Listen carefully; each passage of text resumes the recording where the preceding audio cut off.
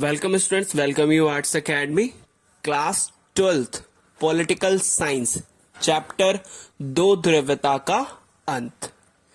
Topic साम्यवादी शासन के बाद शॉक थेरेपी। प्रीवियस क्लासेस में हमने इसके कई सारे टॉपिक्स के बारे में डिस्कस किया, लेकिन आज की क्लास में इसका नेक्स्ट टॉपिक निकल के आता है जिसका नाम क्या है, साम्यवादी शासन के बाद शॉक थेरेपी।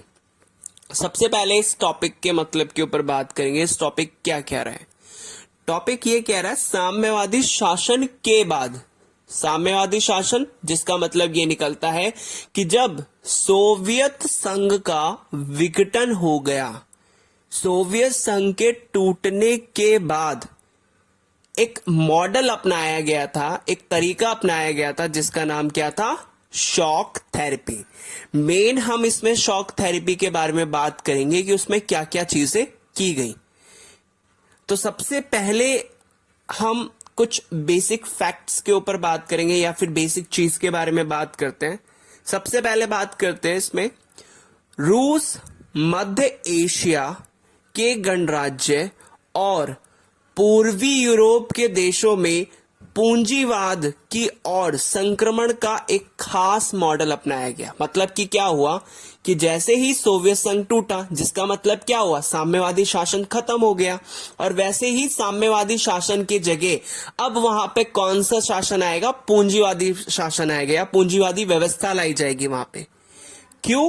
क्योंकि साम्यवादी तो हार गया था या खत्म हो गया, तो साम्यवादी शासन पे कौन जीता, किसकी जीत हुई, पूंजीवाद की जीत हुई। तो यही किया गया कि जितने भी पूर्वी यूरोप या फिर रूस थे, तो हम सभी को पता है कि ये सारे के सारे जो देश थे ये किसके अंडर में आते थे, साम्यवादी शासन के नियंत्रण में आते थे। वहां पे साम्यवादी व्यवस्था वहां पे थी। तो अब इन देशों में साम्यवाद को तो खत्म कर दिया गया, तो साम्यवादी की जगह यहां पे पूंजीवाद लाया गया। क्यों लाया गया? क्योंकि हर एक देश को किसी न किसी सिस्टम या किसी न किसी व्यवस्था पर चलने के लिए उसमें कोई ना कोई सिस्टम देना पड़ता है, क्योंकि हर एक देश को चलना पड़ता है, हर एक देश को प्रगति करनी पड़ती है। लेकिन वो कैसे करेगा? साम्यवादी शासन के थ्रू करेगा या पूंजीवादी शासन के थ्रू करेगा? तो यहां पे साम्यवादी तो खत्म हो गया, एक चीज खत्म हुई, और जीत किसकी हुई, पूंजीवाद की जीत हुई। तो यहां पे यही था कि अब यहां पे साम्यवादी तो खत्म हो गया था, उसकी जगह एक नई व्यवस्था लाई गई। वो भी कहां पे, कौन कौन से देशों में, रूस में, इसके साथ मध्य एशिया के जो गणराज्य किसको सपोर्ट कर रहे थे, सोवियत संघ को, उनमें, इसके साथ पूर्वी यूरोप। आप सभी को पता है पूर्वी यूरोप भी किसके समर्थन कर रहा था, साम्यवादी। तो पूर्वी यूरोप के देशों में, रूस में, मध्य एशिया के गणराज्यों में, पूर्वी यूरोप में, यहां पर क्या किया गया, एक मॉडल अपनाया गया, और इस मॉडल के द्वारा, इस मॉडल के थ्रू यहां पे पूंजीवादी व्यवस्था लाई गई थी। अब इस मॉडल को अपनाया किसने? अब किसी ना किसी ने तो अपनाया होगा। तो विश्व बैंक और अंतर्राष्ट्रीय मुद्रा कोष द्वारा निर्देशित इस मॉडल को शॉक थेरेपी कहा गया।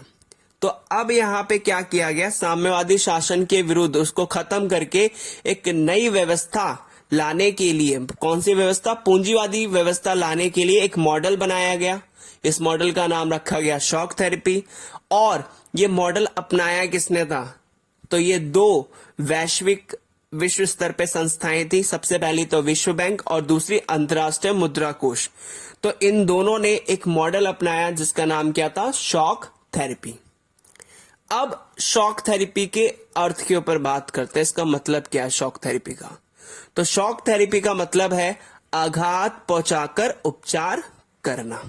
आघात मतलब कि चोट पहुंचाकर उसका क्या करना, उपचार, मतलब उसको ट्रीटमेंट करना। पहले चोट दे दी जाए और फिर उसके बाद उसका क्या करना, ट्रीटमेंट करना। तो ये क्या कहलाता है, शॉक थेरेपी। होप सो आपको समझ में आया होगा। सबसे पहले रूस, इसमें क्या किया गया, स्टार्टिंग में जो रूस था, मध्य एशिया थे या पूर्वी यूरोप के देश थे, इसमें इनकी व्यवस्था बदली गई। यहां पे साम्यवादी शासन के विरुद्ध पूंजीवादी व्यवस्था लाई गई। इसके बाद ये व्यवस्था या फिर ये मॉडल किसने अपनाया, विश्व बैंक अंतर्राष्ट्रीय मुद्रा कोष ने। इसके साथ साथ शॉक थेरेपी का मतलब क्या होता है? शॉक थेरेपी का मतलब होता है आघात पहुंचाकर उपचार करना, मतलब कि चोट पहुंचाकर उसका ट्रीटमेंट करना। होप सो आपको इतना समझ में आया होगा। Thank you.